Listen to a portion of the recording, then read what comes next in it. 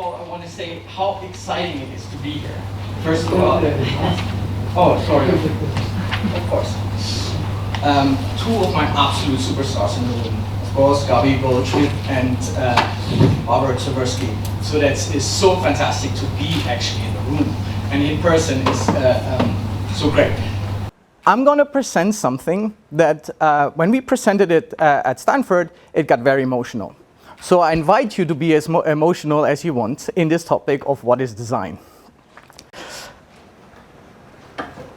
This is, and I brought a couple of old books.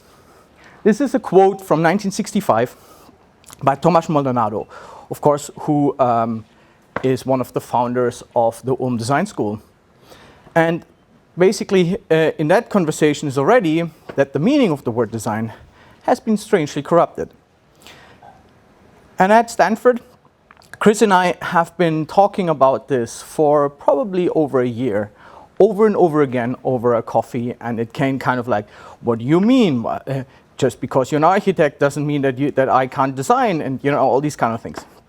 And we had this conversation for many weeks and months in the Design X lab of Larry Leifer, and so really we never came to any conclusion.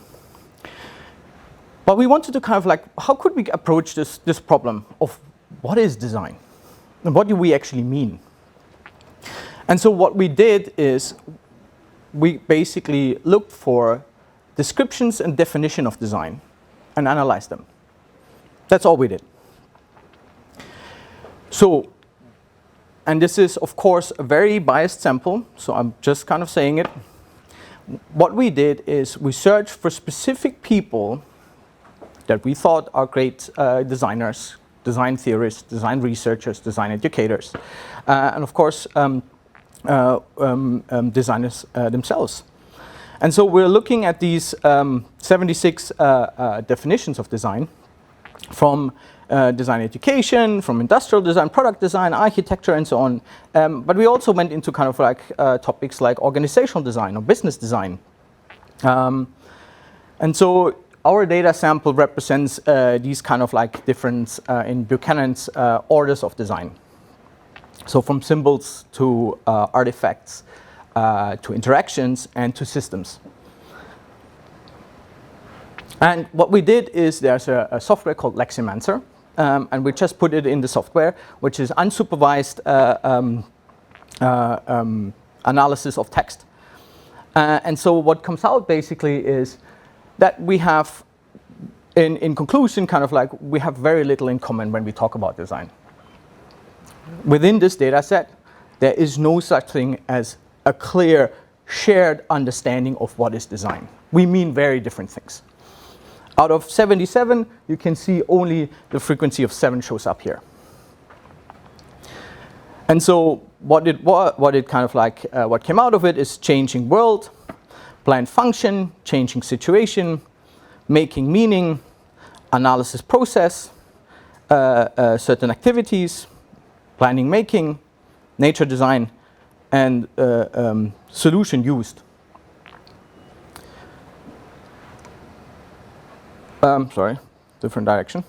You can see here a couple of quotes. Unfortunately, I'm sorry about that, it's a bit small. If you can't see it, I'm happy to kind of like, we can have a look in the paper. So in conclusion from this kind of first analysis of these definitions of design is there's really many diverse perspectives and there's no clear semantic meaning. We then, in particular, my co-author Chris Ford was very interested in what is that commonality of design. What is there a shared kind of meaning or is there some shared understanding that we can actually look into? And so what we did is we just did a word frequency analysis of these definitions. And so of course the most used word is design. The second word is making, plan, process, and so on. So when we actually, from a semantic meaning kind of point of view, we can see here these are at least shared words used in these definitions. So in overall, we can say that there's different ways of looking at the world of kind of design. It's an activity, a practice maybe. The way is often referred to way of looking at the world, and the word process is used. We could interpret these three as a pragmatist way, as a constructivist way of looking at the world, and of course the process is the structuralist or the more positivistic kind of view on kind of epistemological point of views of design. Diverse activities, as I kind of just mentioned, is there's a lot of kind of different activities mentioned, from making to building to creating to using. So there's all these different activities referred to, and the world's new and purposeful change occurred in these kind of definitions. And interestingly, also this whole notion of a means to an end, or a purpose means relationship, and I'll come to this in a moment. So really there is also kind of like there's no shared semantics, and so we were really interested in what makes it so hard to define design. Why is it so kind of like, is that such a fussy phenomenon that we kind of like talk about? And so we went through, and this is now our kind of interpretation of these descriptions and definitions, and we looked into what were the kind of dilemmas we identified that made it so hard to define design. And for the first one is this complexity dilemma. In the sense of, we coded these as mystification and complex.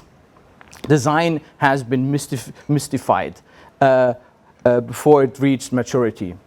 Nelson, 1965. Or the zeitgeist problem is this whole historical context and cultural context. That design ultimately 100 years ago and today is kind of like evolving, and this meaning with it is evolving. Expertise, this whole notion of, hold on a minute, I'm the professional designer, you're not. You cannot design, I only design. Or is it the other way around? It's kind of like anybody who kind of creates something is designing. So this whole problem around this fundamental human activity versus is it an actual profession is this dilemma why it's so hard to define design. We also identified this identity dilemma. The whole notion, it is not science, it is not art, but it's both art and science. And so these kind of dilemmas of identity we saw in the data set as kind of like make it really hard to define design. The last one is what we called disciplinary perspectives. Some kind of focus on, in typical aesthetics, or some kind of on communication, what we just heard, some on this whole notion of a search process, very much on the Simonian kind of idea, some more on the exploration kind of thing. And so the whole notion of function and fit, another one that is a typical kind of like dilemma in design. That these kind of like definitions and kind of these dilemmas in these definitions really make it so hard to exactly say this is design and this is not design. So here again, this kind of conclusion from why it is so hard to kind of define design is there's really a reluctancy of putting these clear boundaries up because it's a creative practice. Design is context dependent and constantly evolving. Design is a fundamental human activity and at the same time a profession. It is inherent in both in science and in art. And disciplines has cultivated their own definition in their specific paradigm. So what we did is here, out of the different kind of meaning, is this we're using in this paper this metaphor around the core and the peripheral, and we use this visual idea around the core is these kind of shared words, and in the peripheral are these dilemmas to kind of show the complexity of design. Thank you, John. And so two implications I'm gonna present, and this is something that actually Larry Leifer told me at the Center for Design Research, is we shouldn't use the word design anymore.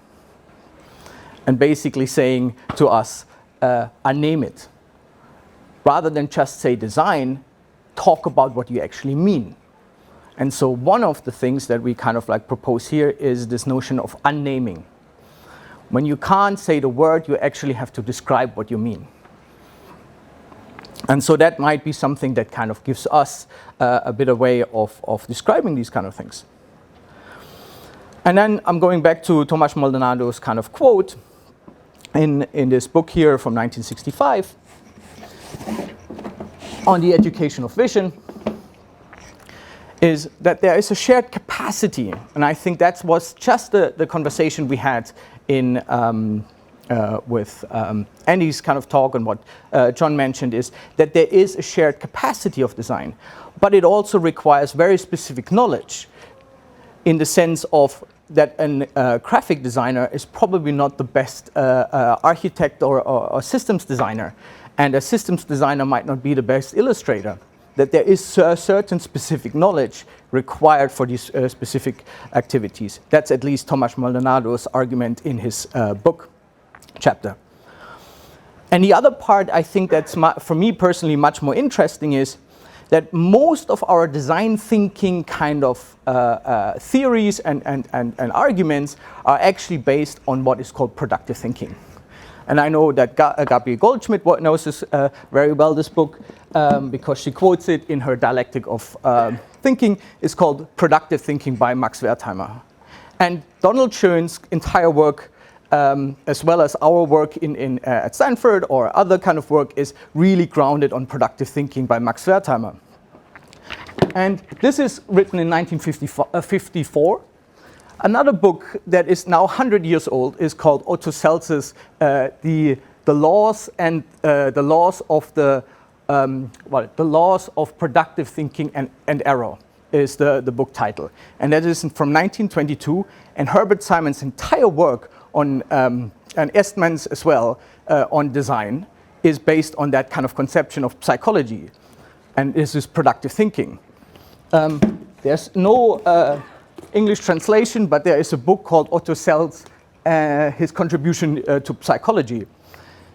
And so what we are kind of like arguing here is this shared understanding of what we call design today, or design thinking, is actually productive thinking. And productive thinking occurs in many different, in many different fields. And so what we are now calling design is really this general thought process of productive thinking. Thank you so much.